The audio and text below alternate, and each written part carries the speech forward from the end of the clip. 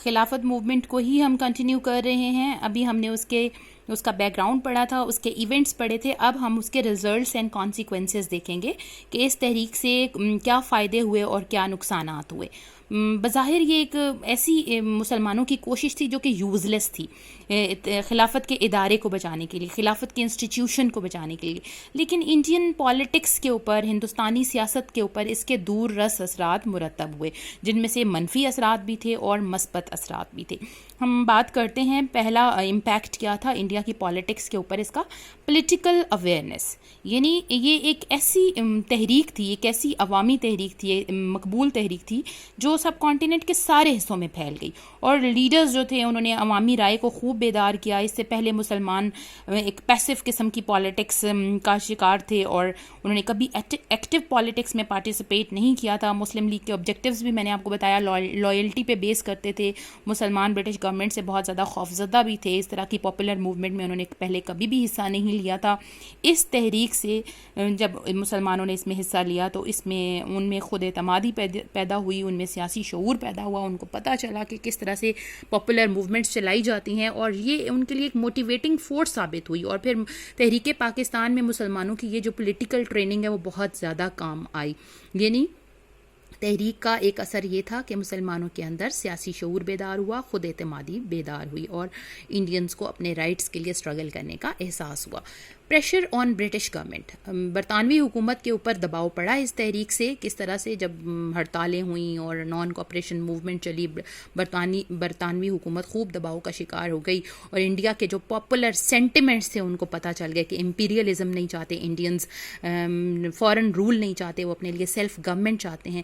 برطانوی رولرز کو خوب اندازہ ہو گیا کہ ہم انڈینز کو ہمیشہ کے لیے غلام بنا کے نہیں رکھ سکتے. اسی تحریک سے ان کو اندازہ ہوا, ان کو پتہ چلا کہ سونر اور later they will have to quit India. اس کے بعد ٹرکی کے لیے بھی اس تحریک کا فائدہ ہوا. ٹرکی کے لیے ہم نے جو ایک انسلٹنگ ٹریٹی پڑھا تھا, ٹریٹی آف سیوریز, جس کے تحت ٹرکی کی سوورینٹی سے, خود مختاری سے اس کو محروم کر دیا گیا تھا. جب مسلمانوں نے اسٹرگل کی, سب کانٹیننٹ کے مسلمز نے ٹرکی کے لیے, مسلم لیڈرز کی اسپیچز تھیں اور اسٹیٹمنٹس تھیں جس سے ان کے ترجمے کیے جاتے تھے ٹرکش لینگویج میں, اور ٹرکش سولجرز جب ان کو سنتے تھے ان کے اندر اور جوش اور جذبہ پیدا ہوتا تھا لڑنے کا, اور میڈیکل مشن بھیجے گئے اور چندے جمع کیے گئے ٹرکی کے جو سولجرز ہیں, ٹرکی کے لوگوں کے لیے. ان ساری چیزوں سے ٹرکش جو کاز ہے اس کو بہت زیادہ فائدہ پہنچا, اور جو مسلمس کے سینٹیمنٹس تھے سب کانٹیننٹ کے مسلم سے, اس کا ایک فائدہ یہ بھی ہوا کہ ایک نیا ٹریٹی برٹن اور الائیڈ پاورز جو تھیں انہوں نے ٹرکی کے ساتھ سائن کر لیا, جس کے تحت ٹرکی کو اس کے بہت سارے ایریاز اور سوورینٹی واپس مل گئی. اور ٹرکش سولجرز جو ہیں انہوں نے اپنی اسٹرگل سے بھی کئی ایریاز واپس لے لیے. اور اسٹرگل کے پیچھے کیا تھی, موٹیویٹنگ فورس, جو مسلمس اسٹرگل کر رہے تھے, سب کانٹیننٹ کے لوگ ٹرکی کو امداد فراہم کر رہے تھے, چاہے وہ مورل سپورٹ تھی یا پریکٹیکل سپورٹ تھی. لاسٹ پوائنٹ جو ہے وہ سب پوائنٹ سے ڈفرینٹ ہے, وہ کیا ہے, وکٹری آف ماڈریٹ پولیٹیشینس.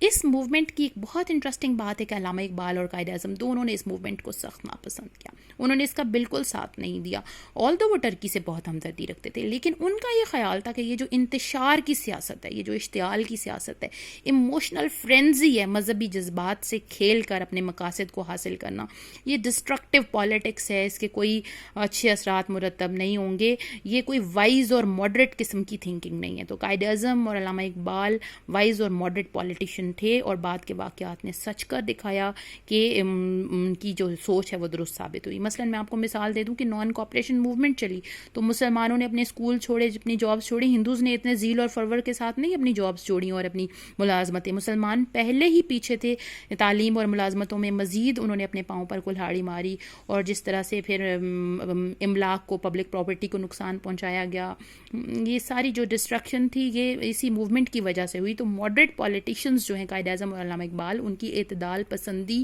کی سوچ درست ثابت ہوئی, اس کو فتح حاصل ہوئی اس تحریک کے نتیجے میں کہ ہمیں وائز اور ماڈریٹ تھنکنگ رکھنی چاہیے, ہمیں ڈسٹرکٹیو پالیٹکس اور ایجوٹیشنل پالیٹکس کا حصہ نہیں بننا چاہیے. اور کچھ باتیں میں آپ سے کرنا چاہتی ہوں جو کہ آپ کے اس چیپٹر میں نہیں ہے. گاندھی جی کی مقبولیت اور ہندو مسلم اتحاد کا خاتمہ یہاں پر نہیں دیے گئے, یہ بھی کانسیکوینسز تھے اس موومنٹ کے کہ گاندھی جی ساؤتھ افریقہ سے آئے تھے اور وہ ایک بہت عام سے لیڈر تھے اور پاپولر نہیں تھے, ان کو کوئی نہیں جانتا تھا انڈیا میں, لیکن اس موومنٹ کے پلیٹ فارم کو استعمال کرتے ہوئے بہت پاپولیرٹی انہوں نے حاصل کی. وہ دھوتی باندھ کر اور اپنے نان وائلنس کے پرنسپلز, عدم تشدد کے اصولوں کو پریچ کر کے ہندوؤں کے مہاتما یا باپو جی بن گئے. تو وہ جو باپو جی کا اسٹیٹس ان کو ملا, تو یہ موومنٹ نے ان کو یہ پلیٹ فارم پرووائڈ کیا. اور اس کے ساتھ ہی ایک اور نتیجہ کیا تھا کہ ہندو مسلم جو اتحاد تھا وہ ختم ہو گیا. میں نے آپ کو بتایا تھا موپلا اپرائزنگ میں کیسے ہندو مسلم فسادات ہو گئے, اور جب موومنٹ ختم ہوئی خلافت موومنٹ, تو مسلمانوں نے سارا بلیم یہ ہندو لیڈرشپ کو کیا کہ آپ لوگوں نے ہی موومنٹ کو بہت زیادہ نقصان پہنچایا, گاندھی جی نے اچانک موومنٹ کو ختم کرنے کا اعلان کیا. یہ ساری باتیں جو تھیں اس کی وجہ سے بہت زیادہ گیپ پیدا ہو گیا ہندوز اور مسلمس میں, اور فسادات جو شروع ہوئے 1922 میں موومنٹ کے خاتمے پہ, وہ پاکستان بننے تک ہندو مسلم رائٹس جو ہیں وہ کنٹینیوڈ رہے. تو یہ باتیں جو ہیں یہ بھی اس خلافت موومنٹ کی کانسیکوینسز کا پارٹ بنتی ہیں.